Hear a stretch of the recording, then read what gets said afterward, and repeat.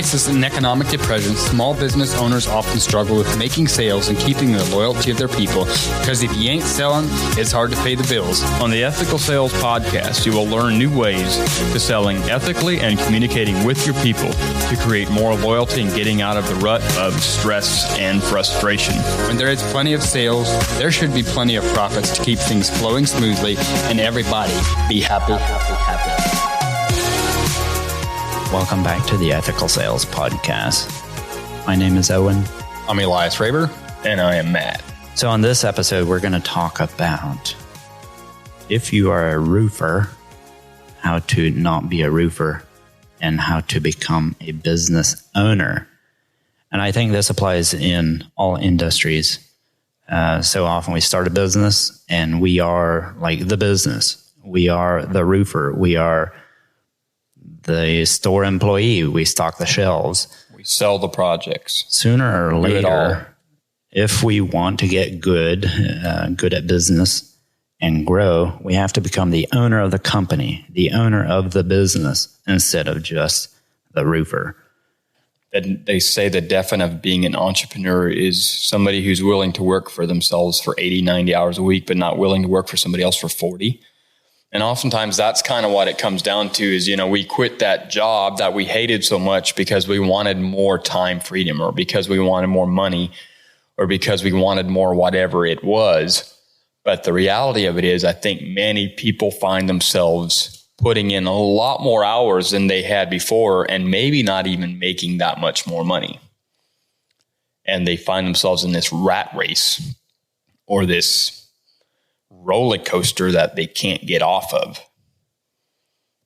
And I think a lot of it comes down to maybe micromanaging trying to be having your hand in every detail, and you kind of, never really grow your company to give you freedom.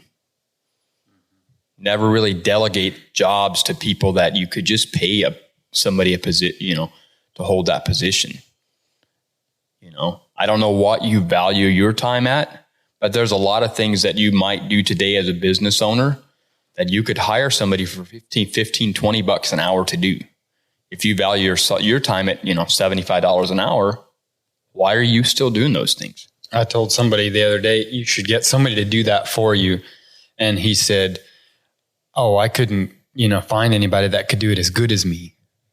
And I'm like, well, then you're probably never going to grow. Somewhere somebody does it better than you. Yeah, exactly. And I think that's something that a lot of business owners live with, is they think that nobody could come in and do it better than me, so I can't hire somebody, or we have this control problem.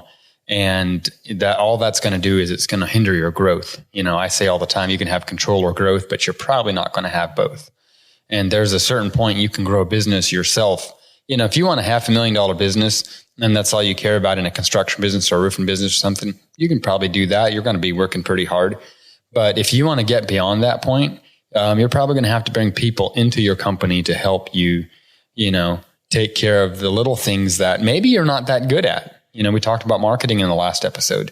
Maybe you're not that good at marketing. Most business owners aren't that great at marketing because it takes, a personality. If you're a Ruby, you guys have listened to this, more than likely you own your own business.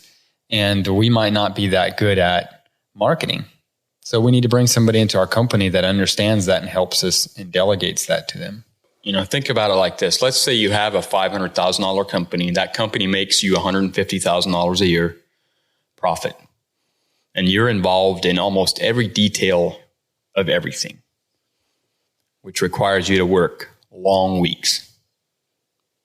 What if that same company could be $1 million company, still only making you $150,000, but you don't have to be involved in every detail? Which one would you pick? Even if the profit isn't more, which one would you pick? I would pick the one that gives me more time. I would pick the one that I don't have to be so involved in everything. Now, oftentimes that $1 million company will make you more maybe than your $500,000 company. It definitely should. But if at the end it's still the same but only gives you more time, that would be reason enough to start putting some people in place. And I can tell you, and this goes in a lot of things in life, if you wait to do something until everything seems right, you're almost never going to do anything.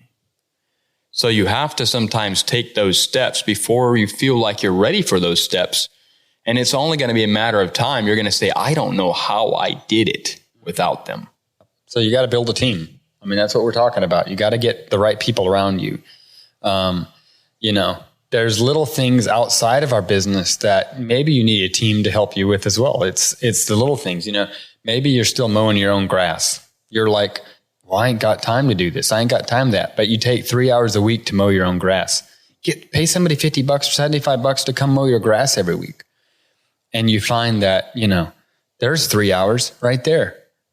I mean, I'd rather take my boys fishing than mow my own grass. It's worth $80 for me to just take my boys fishing.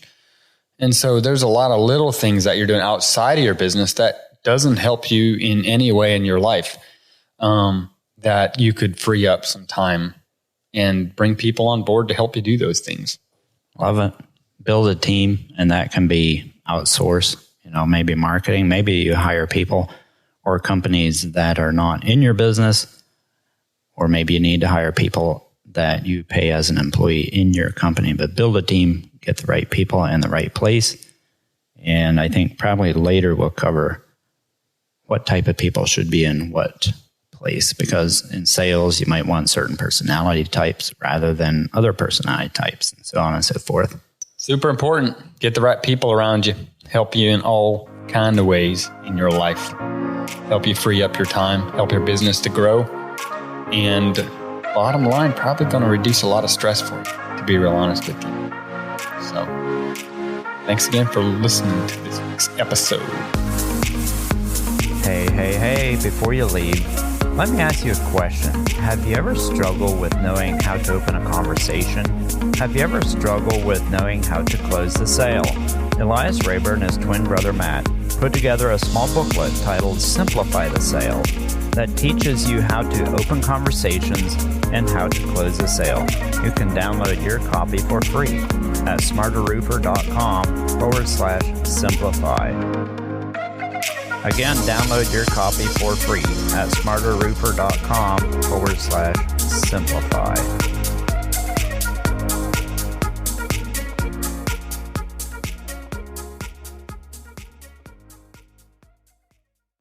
You're listening on the Verbal Crowd Network. Find more great shows at verbalcrowd.com.